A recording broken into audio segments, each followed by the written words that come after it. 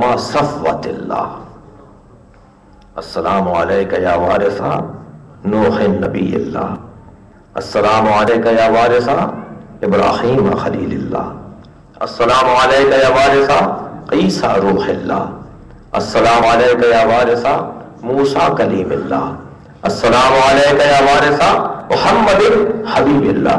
اب یہاں امام معصوم نے اللہم صلی علی محمد وعلی محمد، امام معصوم نے 6 نبیوں کا نام لیا ہے. تو صرف امام معصوم نے 6 نبیوں کا نام نہیں لیا، خود اللہ نے بھی سارے نبیوں کا نام نہیں لیے. قرآن مجید نبیوں کے ناموں کی فہرست کا کتاب نہیں ہے کہ 1,24,000 نبیوں کی فہرست بیان کی جاتی. اللہ نے صرف ان نبیوں کا تذکرہ قرآن مجید میں کیا ہے جن سے ہمیں کوئی سبق ملتا ہے، جو ہمارے زمانے سے مطابقت بھی رکھتا ہے، جو ہمارے لیے زیادہ سے زیادہ مفید بھی واقع ہو سکتا ہے. ورنہ اگر سارے نبیوں کا نام اللہ قرآن میں لیتا تو شاید قرآن کے برابر یہ قرآن تیار ہوتا جس میں صرف نام لکھے ہوتے کہ کون کون سے نبی آئے. کہیں کیسے تم نے طے کر لیا کہ 1,24,000 نبی ہیں؟ کہیں ہمیں پیغمبر نے کہا اس لیے ہم نے مان لیا. پیغمبر نے فرمایا کہ اتنے نبی ہیں. قرآن مجید نے بھی گنتی نہیں دی ہے کہ 1,24,000، کہیں کوئی آیت نہیں ہے جس میں لکھا ہو کہ 1,24,000 نبی اللہ نے بھیجے. یہ پھر ہم نے کہاں سے طے کی یہ تعداد؟ کہ ہمیں نبی نے بتایا. بس نبی کے کہنے پر جب یقین کر لیا جائے تو اسی کو اسلام کہا جاتا ہے. کہ تم نے یہ تو مان لیا کہ 1,24,000 نبی ہیں اور نبی کے کہنے کو اسلام کہا جاتا ہے، تو نبی یہ بھی تو کہہ کے جا رہے ہیں قرآن کے ساتھ اہل بیت چھوڑ کے جا رہا ہوں، تو اسے بھی تو ماننا پڑے گا. نبی کی ہر بات کو ماننا پڑے گا، نبی کے ہر طریقے کو اپنانا پڑے گا. اب یہ وحی بیانی کے ایک طریقوں میں زیارتیں ہیں. عزیزان گرامی، یہ جو زیارت نامے ہیں یہ ہماری عقیدت، محبت، مودت کے اظہار کا بہترین، موثق اور معتبر ذریعہ ہے. میں آپ کی خدمت میں آؤں اور مجھے آپ کے بارے میں صحیح معلومات نہ ہو تو میں بات کرنے میں کوتاہی کر جاؤں گا.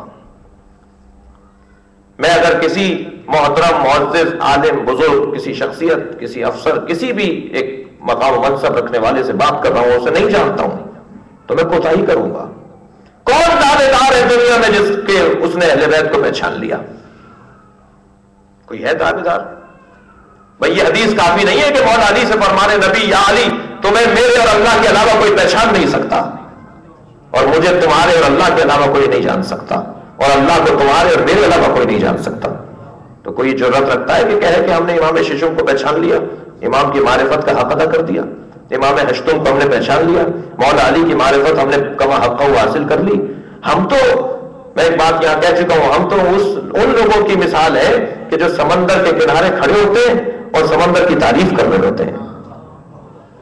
کتنا بڑا سمندر ہے، کتنا گہرا سمندر ہے، کتنی اچھی لہریں ہیں، کیسے موتی مونگے اس میں پائے جاتے ہیں، کتنا لمبا اس کا کنارہ ہے، کتنا پہناور اس کا دامن ہے. جی ہم تو اس کی تعریف کر رہے ہوتے ہیں، مگر ہمیں کیا معلوم کہ اس کی تہ میں کیا ہے، اس کی گہرائی کتنی ہے، اس کی گہرائی کتنی ہے.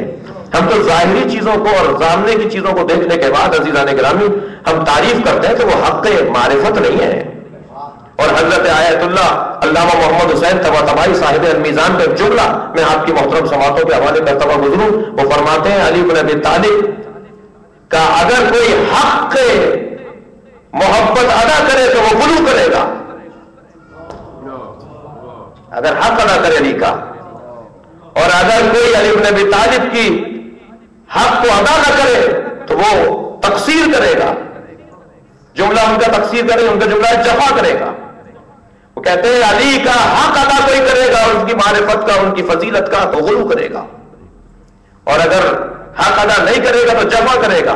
اور یہ بہت بڑا کارنامہ ہے کہ کوئی انسان جفا اور غلو کے درمیان رہتا ہو.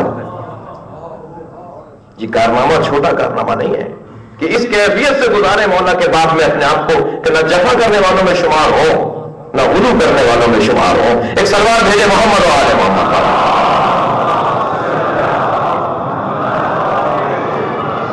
جی لہٰذا یہ زیارت نامے، کیونکہ ہمیں نہیں معلوم کہ ہم کیسے ائمہ سے بات کریں، کیا طریقہ ہونا چاہیے، کون سے الفاظ ادا کریں.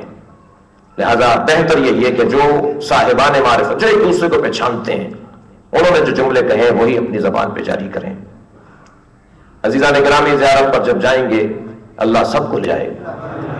جو جا چکے ہیں انہیں دوبارہ جانے کی توفیق ہو، جو نہیں گئے ہیں انہیں جانے کی توفیق ہو۔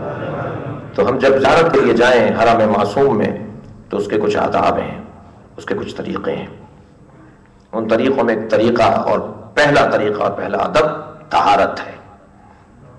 جب تک طہارت نہیں ہوگی، جب تک بدن طاہر نہیں ہوگا، روح کی طہارت کا ماحول نہیں بنے گا۔ اور دوسرا ادب یہ کہ ہمیں داخل ہوتے وقت اجازت لینا ہوگی، اذن دخول، دروازے پہ کھڑے ہو کر کہنا معصوم مولا ہمیں اجازت ہے۔ اور آپ نے زیارت نامے پڑھے ہیں کہ عجیب انداز ہے کہ وہاں صرف معصوم سے اجازت نہیں مانگی جا رہی ہوتی، پہلے اللہ سے اجازت مانگی جا رہی ہوتی۔ گویا یہ جگہ بیت اللہ ہے، بیت اللہ کی روح ہے، خانہ کعبہ کی جان ہے کہ جہاں ہم آئے ہیں۔ اور جب وہاں ہم کھڑے ہو کر اللہ سے اجازت مانگتے ہیں تو پھر فوراً کہتے ہیں اے اللہ کے رسول آپ کی اجازت ہے کہ ہم یہاں داخل ہو جائیں۔ پھر ایک معصوم سے اجازت لیتے ہیں، اس